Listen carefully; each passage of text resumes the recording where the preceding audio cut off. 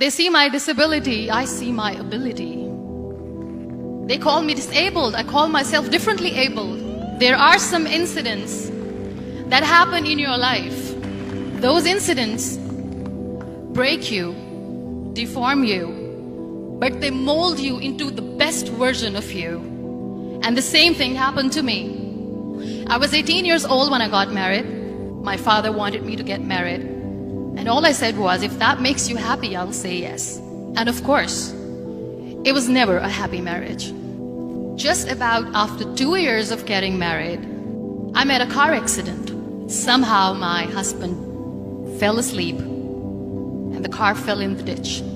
He managed to jump out, saved himself. I'm happy for him. But I stayed inside the car and I sustained a lot of injuries. The list is a bit long, don't get scared. The wrist was fractured. Shoulder bone and collarbone were fractured. My whole rib cage got fractured. And because of the rib cage injury, lungs and liver were badly injured. I couldn't breathe. I lost urinary bowel control. That's why I have to wear the bag wherever I go. 3 vertebrae of my backbone were completely crushed. And I got paralyzed for the rest of my life. I finally ended up in a hospital where I stayed for 2.5 months. I underwent multiple surgeries. One day, doctor came to me and he said, well, I heard that you wanted to be an artist, but you ended up being a housewife. I have a bad news for you. You won't be able to paint again because your wrist and your arm are so deformed, you won't be able to hold a pen again. Next day, doctor came to me and said, your spine injury is so bad, you won't be able to walk again. Because of your spine injury and the fixation that you have in your back, you won't be able to give birth to a child again. That day, I was devastated. I asked my mother, why me? And that is where I started to question my existence. Why am I even alive?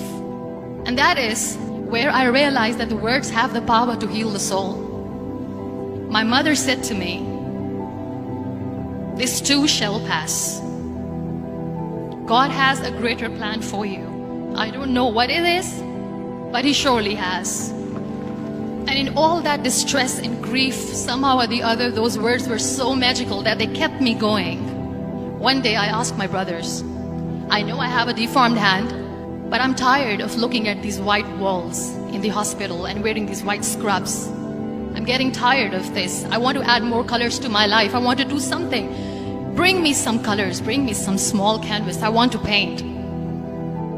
So the very first painting I made was on my deathbed, where I painted for the very first time. It was not just an art piece or just my passion. It was my therapy.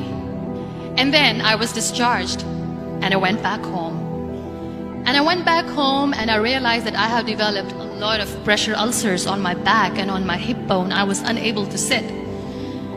There were a lot of infections in my body, a lot of allergies. So doctors wanted me to lie down on the bed straight for not 6 months, for not 1 year, for 2 years.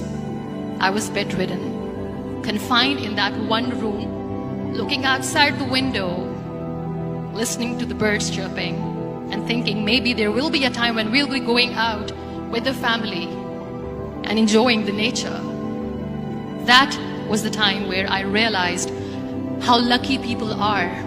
That is the time where I realized that the day I'm going to sit, I'm going to share this pain with everyone to make them realize how blessed they are, and they don't even consider them lucky. That day I decided that I'm going to fight my fears. We all have fears. Fear of unknown, fear of losing people, fear of losing health, money. We want to excel in career, we want to become famous, we want to get money. We are scared all the time. So I wrote down one by one all those fears. And I decided that I'm going to overcome these fears one at a time. You know what was my biggest fear? Divorce. I was trying to cling on to this person who didn't want me anymore, but I said no. I have to make it work. But the day I decided that this is nothing but my fear, I liberated myself by setting him free.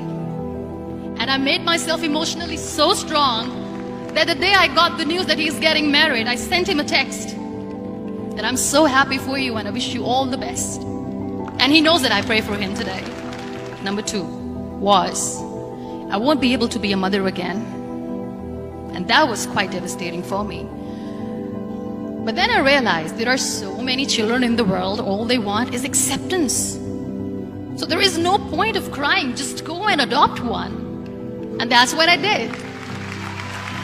People think that they will not be accepted by the people because we, in the world of perfect people, are imperfect. So I decided that instead of starting an NGO for disability awareness, which I know will not help anyone, I started to appear more in public. I started to paint.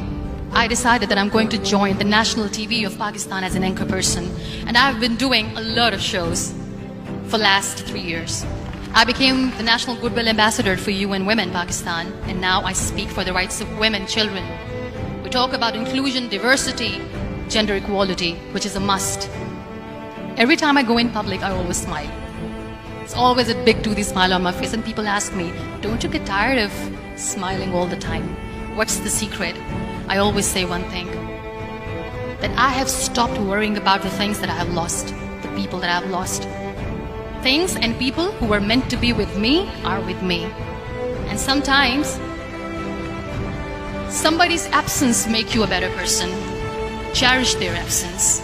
It's always a blessing in disguise. Live your life fully. Accept yourself the way you are. Be kind to yourself. Be kind to yourself. I'll repeat, be kind to yourself, and only then you can be kind to others. Love yourself and spread that love. Life will be hard. There will be turmoils, there will be trials, but that will only make you stronger. So when you accept yourself the way you are, the world recognizes you. It all starts from within.